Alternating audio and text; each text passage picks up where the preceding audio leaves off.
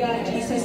We pray, Lord God Jesus, for every saint, Lord God Jesus, right now, here in this place, Lord God Jesus, that they may have open hearts, Lord God Jesus, open ears and open minds, Lord God Jesus, to accept your words, Jesus, and that we may live it, Lord God Jesus, at madala namin ito habang buhay. In Jesus' name we pray. Amen.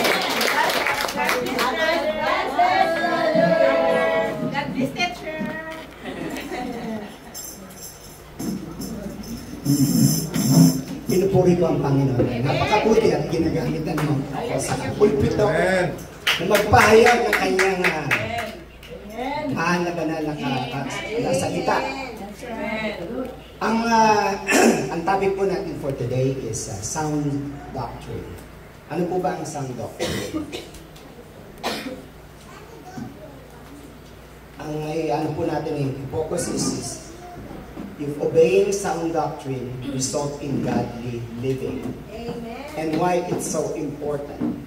Amen. Amen. And then ang focus natin is to this topic. Excuse me. Yung mga verses ay kay Titus. Sino po ba si Titus sa Biblia? Anyone? Okay. Siya isang church leader na pinagkatiwala ni Apostle Paul, para bang siya ang kanang kamay. Nananampalataya ng tapat sa ating Panginoon. Siya po ay isang Gentile o Hentil. Hindi po siya, hindi siya Hebrew or Jewish. Ang pagsunod sa tamang doktrina ay may resulta na makadiyos sa pamumuhay at sa ating pang-araw-araw. Amen. Hallelujah. Ang focus po natin is the teachers of the gospel must speak sound doctrine. And Titus was speak in a sound doctrine. Timothy was follow on a good doctrine. They must teach no other than doctrine. Next slide, please. Ang key verse po, as I mentioned earlier, yung focus natin is na kay Titus.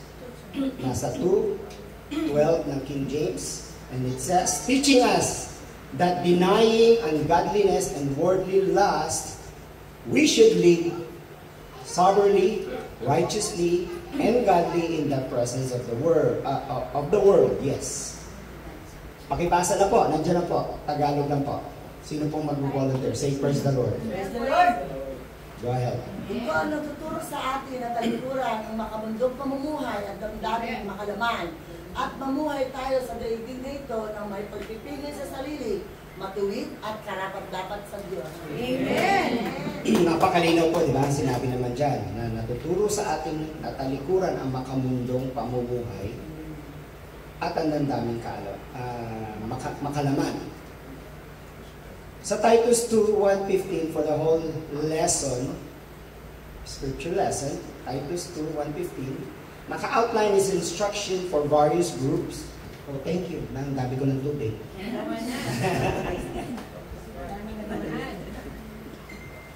Praise the Lord. Salamat.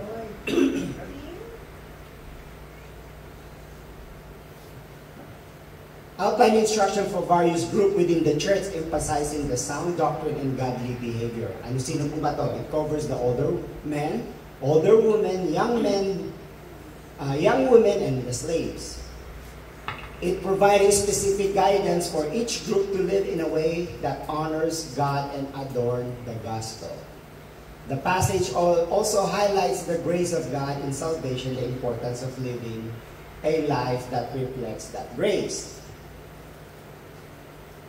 Paano po ba natin ito ma-apply sa ating pamumuhay? Kailangan nating bigyang pansin at basahin ang Biblia sa mga turo sa ating pamumuhay, lalong-lalo na sa ating gawain na maging disipulo ng ating Panginoon. Amen?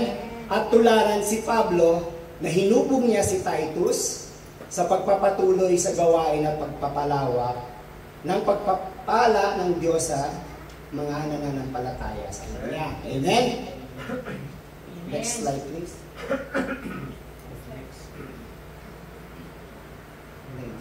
But anyway, lesson outline. Ito po yung administration of sound doctrine.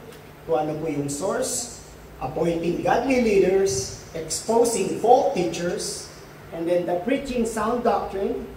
Andun po yung doctrine for men, sound doctrine for women, patterns of good works, at saka yung pangatlo po is living sound doctrine, godly living, kung paano po natin ma-apply sa ating pamumuhay, looking for that blessed hope, and being a good citizenship. Next slide, please. Introduction. Ano po man sinabi? Sound doctrine is a faithful representation of God's revealed truth found in the Bible. It's not about personal opinion or interpretation, but about accurate reflecting God's character, will, and plan of salvation. Andiyan po si Apostles Paul, in-introduce kay Titus, concept when he wrote, teach what is fitting the becoming sound or wholesome doctrine, that character, the right living that identify the true Christian. Nasa Titus 2 and 1 po yun. Overall po sa lahat ng sinabi ko sa kabuuan, ang katotohanan ng salita ng Diyos sa ating binasa sa Biblia. Hindi ang ating paniniwala o sariling interpretasyon. Malinaw po ba yun? Amen. Kundi paano natin isabuhay ang ating pagkatao o ipakita nasa ating Panginoong Yesus. Amen? Hallelujah. Hallelujah. Naalala niyo ba yung last week natin preaching? Sino po nakakalala ng preaching? Diba? Balikan natin last week. Diba? Preaching topic is what? God looks into your heart. 1 Samuel 16:7. Tama po ba? Amen. It's just the same as the message from the 2 Corinthians 3:2-3. Next slide, please. Napakabalik ka mo nga po, sis. Ayun po yung sino pong magbabasa? Praise the Lord. 2 Corinthians 3:2-3. Gusto ko lang pong i-recall yung preaching. Praise God. Sabi po sa Corinto, chapter 3, versikulo 2-3, sabi sa Tagalog, kayo na mismo ang aming rekomendasyon. Kayo na nakasulat sa aming puso at nakikilala at mababasa ng lahat. Maliwanag na kayo ang sulat ni Kristo. Ang sulat na ipinadala niya sa pamamagitan namin, hindi sa pamamagitan ng tinta, kundi ng Espiritu ng buhay na Diyos. Hindi sa mga takpyas na bato, kundi sa mga takpyas ng pusong laman. Amen. Malinaw po sinabi ulit. Wala sa tinta, kundi nasa ating puso. Amen. Next slide please. Introduction, right? Administration of sound doctrine. Administering sound doctrine involves actively teaching, pagtuturo, upholding, and living according to the core foundation truth of Christianity. It's about ensuring that what is taught align with God's Word. Kailangan po magkatugma po lahat yun. Hindi tayo pwede gawa lang ng mga salita at right? And then we will, as we continue, we'll discuss that na sa middle ng Bible study natin. It's about ensuring that what's taught align with God's Word, fostering spiritual growth, and equipping believers to live out their faith authentically. This includes promoting unity, love, and strong witness to the Word. Amen? Amen. Administration. Next slide, please. Sa Romans 7:21-25, di ba, unang-una, hindi tayo pwedeng magturo o magsalita na hindi isang-ayon sa Biblia. Dapat ito'y pagpapatutuo na nakasaad sa banal na kasulatan. Kasama na dito ang pagpapakita na tayo'y sumusunod sa pagpapakita ng pagmamahal, pagkakaisa at tulungan sa ating kapwa. Amen. Romano 7:21-25. Pakibasa nga lang po. Praise the Lord. Praise the Lord. Kaya nasusumpungan ko ang isang tuntunin na kung kailan ko ibig gumawa ng mabuti, ang kasamaan ay sumasa akin. Sapagkat ako'y nalulugod sa kautusan ng Diyos ayon sa pagkatao ko sa loob, ngunit nakikita ko ang ibang kautusan sa aking mga sangkap na nakikipagbaka sa kautusan ng aking pag-iisip. At ako'y ibinibilanggo nito sa kautusan ng kasalanan na nasa aking mga sangkap. Aba sa aking pagkatao, sino ang magliligtas sa akin sa katawang ito ng kamatayan? Nagpapasalamat ako sa Diyos sa pamamagitan ni Hesukristo na ating Panginoon. Kaya nga sa aking pag-iisip, ako'y naglilingkod sa kautusan ng Diyos, datapwat sa laman sa kautusan ng kasalanan. Amen! Napakaganda po ng mensahe dito sa Romans 7:21-25. Short exhortation po dito sa specific na Romanos 7:1-25. Hindi niyo po ba napansin that the more we're getting closer to our God, the enemy are surrounding us? Amen. Hindi po ba? Amen. Pero yung maliit na naririnig ninyo, at lahat po tayo alam nyo yan may something good in each one of us na nasa puso po natin, na nagsasabi, alam nyo nang mali diba? Pero minsan mas malakas ang kalaban. Pero pagka tayo po'y nasa pananampalataya, madadaig at madadaig. Ipagkakaloob ng ating Panginoon na manalo ang kalaban. Amen. Nasa pag-iisip tayo nagkakasala at sa panalita at sa gawa. Pero nasa sa ating pulag yan. Kung tayo'y magpapatalo o hindi. Amen? Continue po tayo at source of sound doctrine. Ano po ba ang source? Anyone? Amen. The Bible ang ating pundasyon sa pagsawalat ng doktrina. Wala pong iba. Particularly the Old Testament and the New Testament is the foundation for sound doctrine. It's seen as God breath and useful for teaching, correcting, and training in righteousness. Andun po yung mga hinighlight ko sa 1 Timothy 6, Titus 1 and 1 and 3. Tama po ba? Hindi ko na po babasahin ito lahat, i-highlight ko lang yung ipahayag niya ito sa kanyang salita sa takdang panahon. At ako ang magpapakatiwalang mga ngaral nito ayon sa utos ng Diyos sa ating tagapagligtas. Si lahat po tayo, ang aim po natin is maging disipulo ng ating Panginoon. At dadating ang time, kayo rin po, sana lahat, lalo na po sa mga bisita natin, na nandito, tatayo rin ko yun, or na nandun po kayo, isinishare niyo po ang salita ng Panginoon. Amen? Amen? Sa 1 Timothy 6:3 and 5, mga huwad na guro at ang tunay na kayamanan. I-explain ko po yan sa once na we go to the second slide, please. Appointing godly leaders. Appointing godly leaders involve recognizing individuals with a strong character. Ano po yun? A calling from God and a proven track record of faithfulness. Rather than simply selecting those with the most ambition or popularity, hindi po to contest. Amen. Hindi po to pagalingan. Amen. Amen. This process often involves a combination of divine guidance, established leadership recognizing grace and calling. Lahat po tayo may kanya-kanyang calling. Ang tanong po is dapat diskubrihin po natin ito. Lumuhod tayo at manalangin at kausapin ng ating Panginoon na Lord Jesus, ano po ba ang mission ko sa mundo? Amen. I-guide niyo po kami. Yes. Ano po ang may tutulong ko sa aking mga kapwa? Diba? Pag nagdadasal tayo. Affirmation through their leaders. Supporting verses, andyan po ang Acts 6:3, 6, andyan po.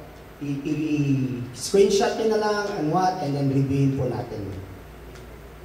Mga huwad na guro at tunay na kayamanan. Sa 1 Timothy 6:3 and 5, kung nagtuturo ang sino man ng ibang katuruan at di sang-ayon sa mga tunay na salita ng Panginoong Hesukristo sa mga aral tungkol sa pagiging makadiyos, siya ay nagyayabang ngunit walang nalalaman. Sakit na niya ang manuligsa at makipagtalo tungkol sa mga salita, bagay na humahantong sa inggitan, alitan, kutyaan at masasamang hinala. Mahilig din siya makipagtalo sa mga taong baluktot ang pag-iisip at di kinikilala ng katotohanan. Ang mga taong ito ay aakala na ang relihiyon ay paraan ng pagpapayaman. Malinaw po, di ba? Mga huwad na guro at tunay ng mga kayamanan. Sa 1 Timoteo 6:3 and 5. Doon po natin ma-appoint yung mga malalaman kung sino po yung mga nasa Diyos at hindi po yung mga nagagawa, nagdudunong-dunungan lang po. And there are 5 factors perhaps to consider when deciding whether the name false teacher publicly. Yung seriousness and deceitfulness of the error. That's one. The size of the audience. Is it growing? The duration of their ministry, gaano po ba na sila nasa gawain? Did they make one blunder or constantly doing it? Vulnerability of the people for whom you are responsible. Tulad po yan, nagtuturo po ako ngayon, pinag-aralan ko po to, hindi ko lang po basta binasa or kung ano lang. At the same time, narinig nyo, bago po tayo mag-umpisa, humingi po tayo ng guidance ng ating Panginoon. Amen? The role you have influencing shepherds who really need to be discerning for who the false teachers are. When you name a false teacher, it's best to do a setting where you do more name drops. Pakiusap lang po. Kung na-discern natin na meron pong hindi kaaya-aya or alam natin na hindi godly or whatever, wag din na po siya pahirin. Set aside natin and then we'll talk about it and we'll discuss kung ano po yan. Next slide please. Exposing a false teacher. Umpisahan ko na po yung ano, di ba?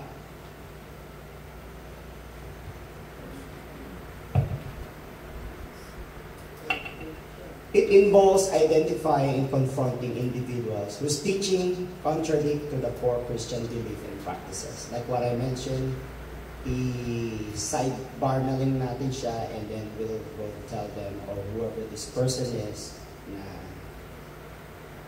mali or whatever or sa tamang paraan at paano po natin siya i-approach. It's a Christian should be alert and discerning to identify and expose the false teachers. The Bible calls for wisdom rather than telling us who and when and how. In Timothy 6:3-5, binasa ko nga po yun. False teaching, arrogance, and ignorance, yung nagdi-divide po ng mga kapatiran and then do a conflict. Misusing the religion for personal gain. Amen. Next slide please. Preaching sound doctrine. Ito po yung sa slide ko po to, yung mga reference po na pwede natin pag-aralan pagka meron po tayong panahon or make sure, set aside some time and read all this so we learn something different every day.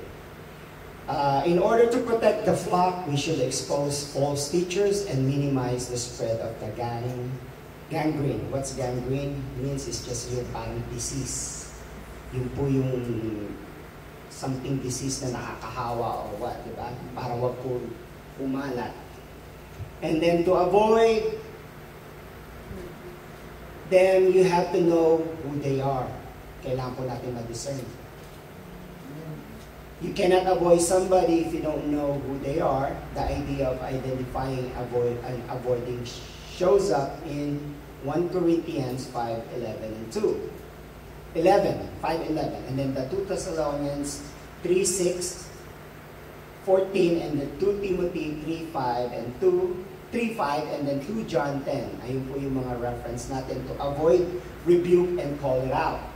Expose evil. According to Ephesians 5:11, we are to expose the error.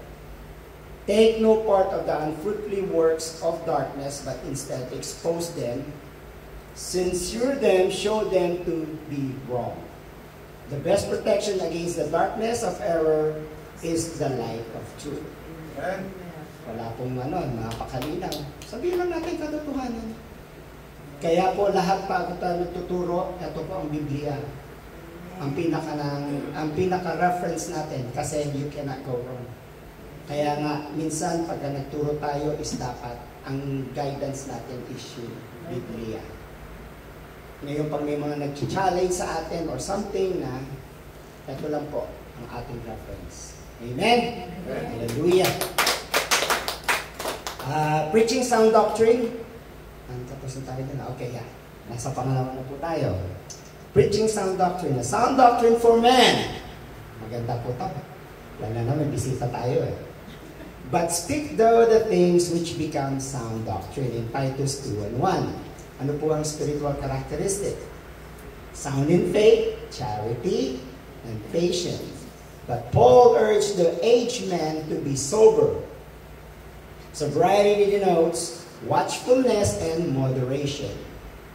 To be a great is to be self-controlled and worthy of respect. And temperance refers to being moderate, prudent, and governing well in one passion and affections. Apostles also had word of advice for the young men to encourage the young men to be self-controlled. Nasa Titus 2:6. Tamang doktrina para sa mga lalaki. Amen? Yes. Ano po sinabi sa 2:1? Ngunit magsalita ka ng mga bagay na nauukol sa aral na magaling. Here's the breakdown of what the sound doctrine entails, especially sa context po ng mga kalalakihan. Biblical basis. Biblical basis. Ang Biblia ang inyong pinaguhugutan o pinagkukunan ng inyong information.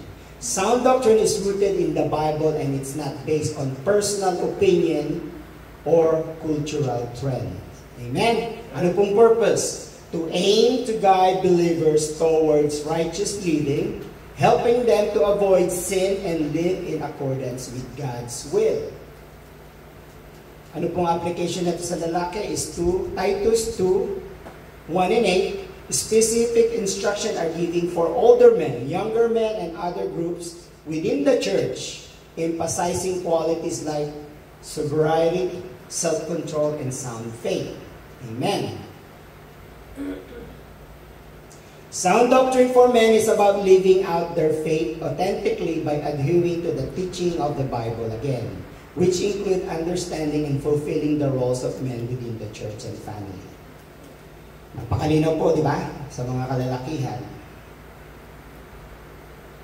Kailangan magsalita ng bagay sa nauukol sa aral na magaling o sa Biblia.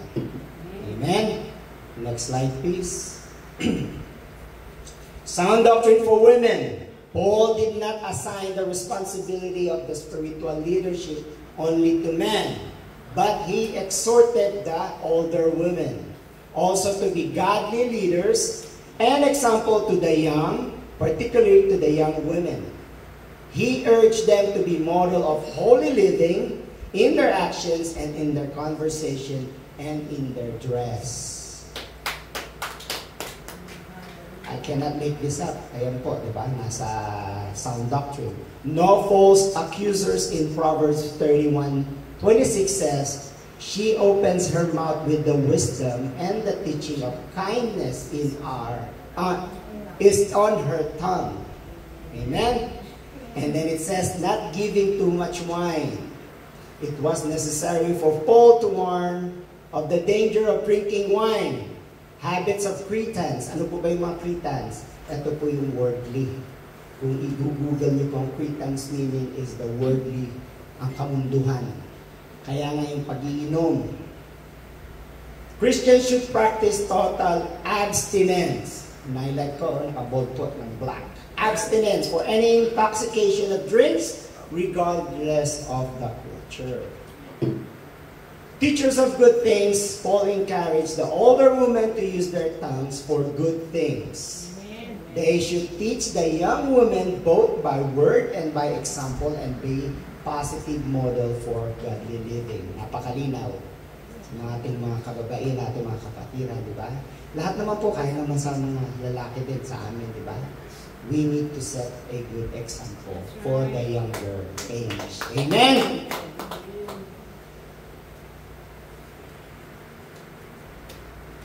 Continue po tayo. Positive example, where you to teach. Love their husband. Nakahabog. Amen. Love their children. Keepers at home, obedient to their husband. Amen. Be discreet, self-controlled, avoiding impulsive conduct. Be sober. Be chaste, pure, and good. Living according to these godly admonitions will encourage others to set a positive tone for the spiritual growth in the church. Sound doctrine then become a way of life, not just word of instruction. Nasa Titus 2 and 5.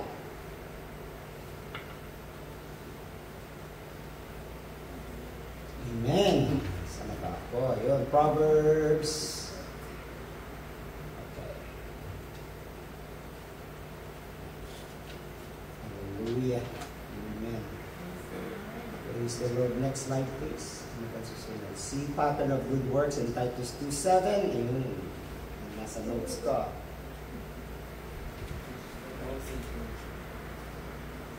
Patterns of good works. See. Sasabihin ng isang tao, ikaw ay mayroong pananampalataya at ako'y mayroong mga gawa. Ipakita mo sa akin ang iyong pananampalatayang hiwalay sa mga gawa at ako ang pamamagitan ng aking mga gawa ay ipakita sa iyo sa aking pananampalataya.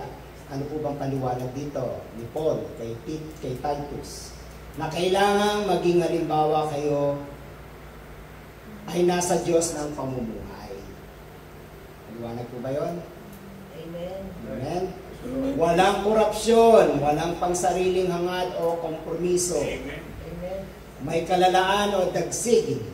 Malinaw na intensyon at puro at sa katotohanan lang. Amen. Amen? Dapat tapat ka sa sinabi mo o sa katotohanan. Pag nagsalita ay dapat ay patotoo sa binasa mo. Hindi pwedeng maggawa-gawa lang ng parang may masabi lang. Amen? Yun po yung pattern of good words. Next slide, please. As we continue, living sound doctrine. Godly living.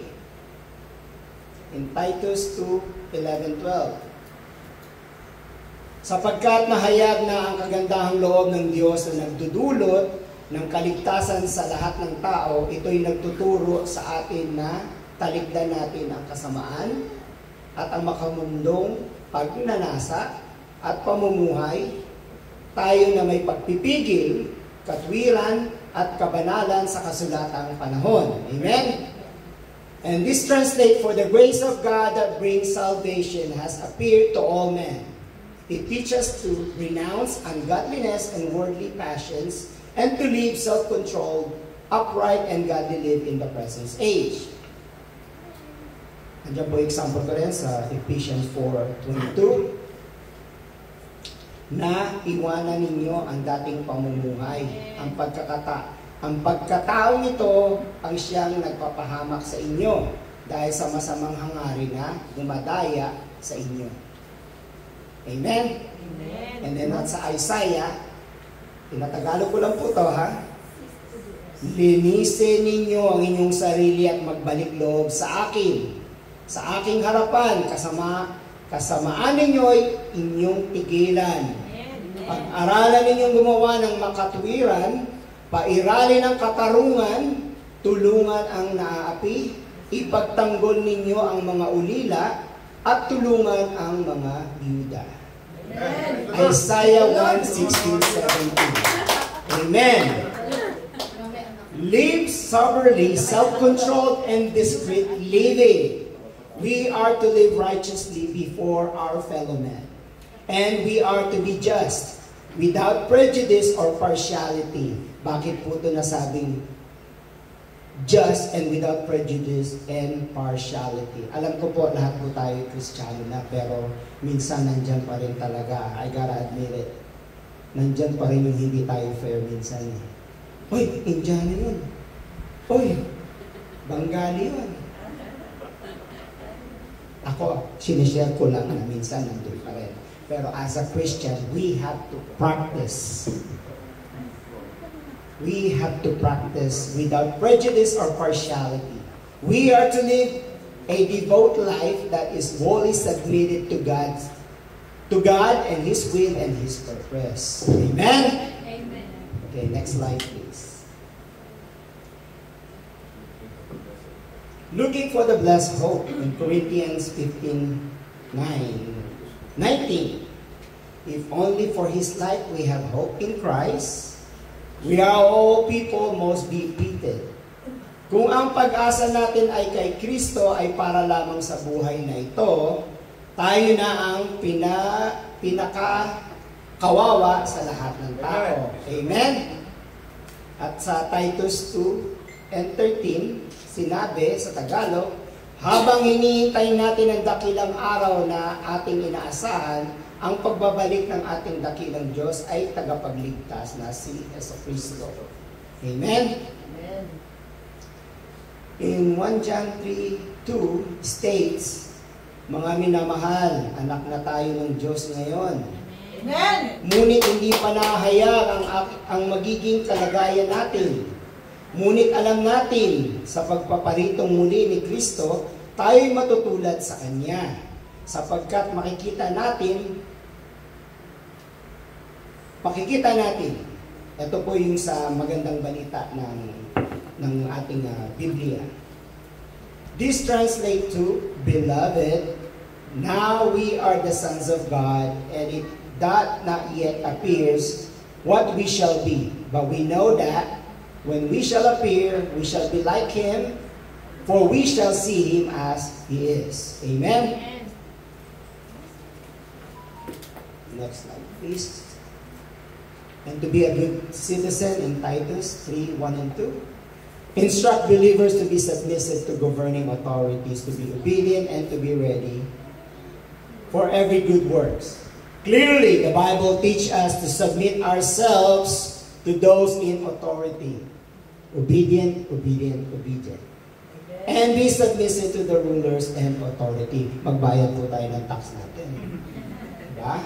Amen. It's the same thing yung tithings natin. Nakasaad naman po sa Amen. Biblia. Generous giver. Amen. At sa Romans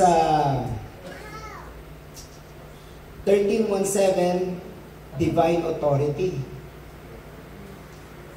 God is the highest authority, so we cannot obey commands that conflict with our relationship to God. Amen. Divine authority. All governing authorities are as established by God. Submission to authority. Ito sabi ko, submit po natin yung sarili natin. Believers are called to be subject to these authorities, as resisting them is resisting God. Pag tayo po'y nagpupumiglas, diba? Lumalayo tayo sa ating mga obligasyon is just like lumalayo rin tayo sa ating Panginoon. Amen. Amen. Rulers as God's servant. Rulers are not a threat to those who do good, but rather serve God's purpose by punishing evildoers. Amen. Respect and honor. Believers should render respect, honor, and taxes to those to whom they are due. Tuloy ko na sabi ko, bakit ito tayong tax, ha? Sample lang po yun. Amen. Next slide, please. In conclusion, there are differences between preaching and living the sound doctrine. 2 Timothy 4:3. Okay.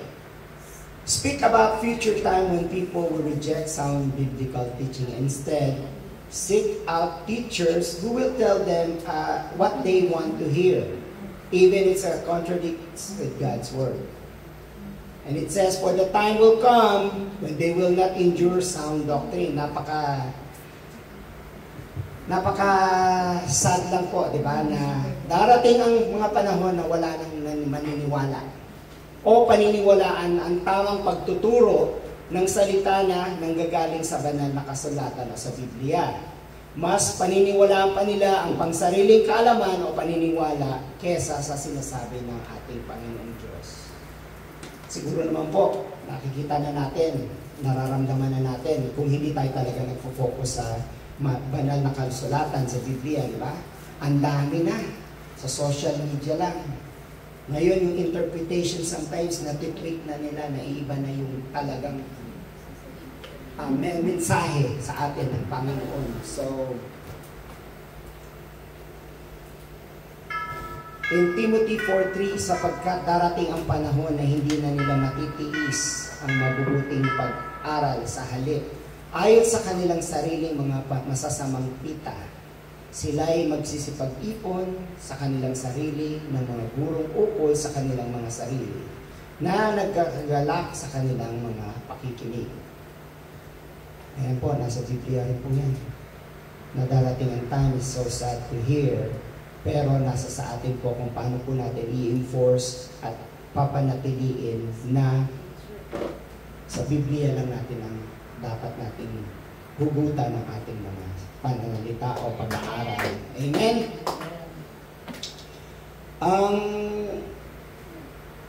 To conclude, what personal believes and preaches is important. But it's useless in his life if he fails to abide by the Scriptures. By the Scriptures, ang Biblia po. Ang doktrina ay sinasabuhay at isinasagawa sa pang-araw-araw. As a Christian, we have to be a living sample to others. Amen? When our doctrines are founded in the Word of God and we abide by their concept and principles, we will surely please God, His church, and ourselves, at ang lahat-lahat po ay kasama na nito. Amen? And ang total na scriptures po na ibibigay ko po for a sound doctrine in 1 Timothy 1:10-11, Paul describes sound doctrine as in accordance with the gospel of the glory of the blessed God, which I had been entrusted. Paul later charges Timothy to keep the commandment unstained and free from reproach. 1 Timothy 6:14. At yun lang po, and then to God all be the glory, and God bless each one of us. Amen! Hallelujah! I hope may natutunan po tayo. Isagawa po natin to sa ating pang-araw-araw na pamumuhay. Amen! Hallelujah! Ating bukas ang ating pulpito sa pag-testimony. Right? O closing prayer mo. Closing prayer. Ito na rin si Sunny. Sister, dito ka na. Sintayo po tayo. Hallelujah, Jesus. We thank you, Lord God, Jesus, for our good lesson today, Lord God, Jesus, which is sound doctrine, Lord God. May your word speak to us, Lord God, Jesus, upang hindi manatiling sa